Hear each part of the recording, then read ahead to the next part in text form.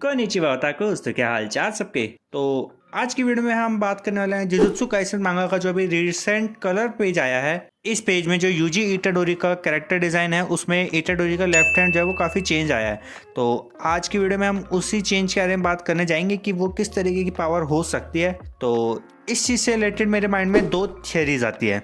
अब ये थियरी है तो ये फ़न के लिए बनाई गई हैं, ज़रूरी नहीं है कि ये सही ही हो। तो हम अपनी फर्स्ट थियरी से स्टार्ट करते हैं।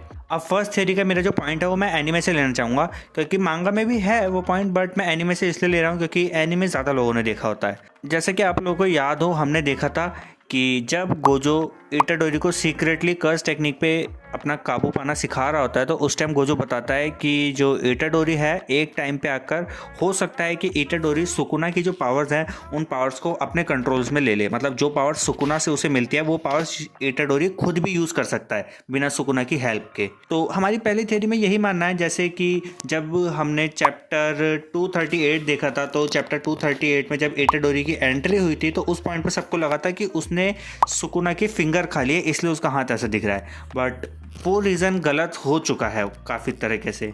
एंड इसीलिए मेरा मानना ये है कि हमारी पहली थियरी में जो इटाडोरी का हाथ है वो ऐसा इसलिए रखा है कि इटाडोरी ने सुकुना की पावर्स पे कंट्रोल पा लिया है। मतलब जो सुकुना जब उसकी बॉडी में था तो उसकी कुछ पावर्स ऐसी थी जो इटाडोरी की बॉडी ने अडेप्ट कर ली थी, एंड अब इटाडोरी उन पावर्स को अपने आप भी यूज़ कर पा रहा है। तो हो सकता है इसी वजह से इटाडोरी का अभी तक सिर्फ लेफ्ट हैंड ही दिखाया गया है जो कि चेंज हो रखा है। तो हो सकता है वो सुकुना की जो ओरिजिनल फॉर्म है उसकी तरह दिखता हो। एंड अब बढ़ते हैं हम हमारी सेकेंड थ्योरी की तरफ। तो सेकेंड थ्योरी हमारी ये आती है कि जैसा कि आप लोगों को मालूम ही होगा, जिन लोगों ने मांगा पढ़ी है उनको तो मालूम ही होगा, एंड एक या दो एपिसोड के बाद जो एनिमे वॉचर्स हैं उनको भी मालूम पड़ ही जाएगा कि जो हमारा इटाडोरी है वो चोजो का भाई है।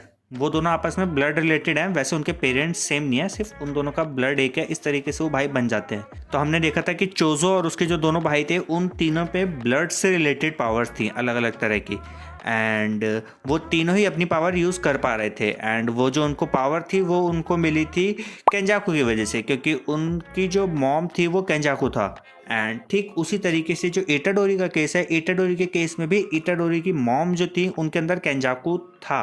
तो हो सकता है कि जो इटाडोरी है उसकी पावर अभी तक अवेकन नहीं हुई हो, एंड अब जब उसे चोजो के बारे में पता चल गया था तो उस पॉइंट के बाद कुछ इंसिडेंट ऐसा हुआ हो जिससे इटाडोरी को अपनी रियल पावर्स के बारे में पता चल गया हो और उन्होंने उसे अवेक कर लिया हो। एंड अब उसकी जो रियल पावर्स है वो सामने आ रही है एंड उसी वजह से उसका हाथ ऐसा है।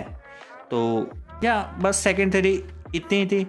तो इन दो थ्योरीज़ के बारे में आपका क्या कहना है ये चीज़ हमें कमेंट सेक्शन में ज़रूर बताना। एंड मैं होप करता हूँ कि तुम्हें ये छोटी सी थ्योरीज पसंद आई हो। अगर पसंद आई हो तो इस वीडियो को लाइक करना, एंड ऐसी ही और इंटरेस्टिंग वीडियोज़ के लिए चैनल को सब्सक्राइब कर लेना यार। एंड या तो मिलता है नेक्स्ट वीडियो में, तब तक के लिए सायोनारा।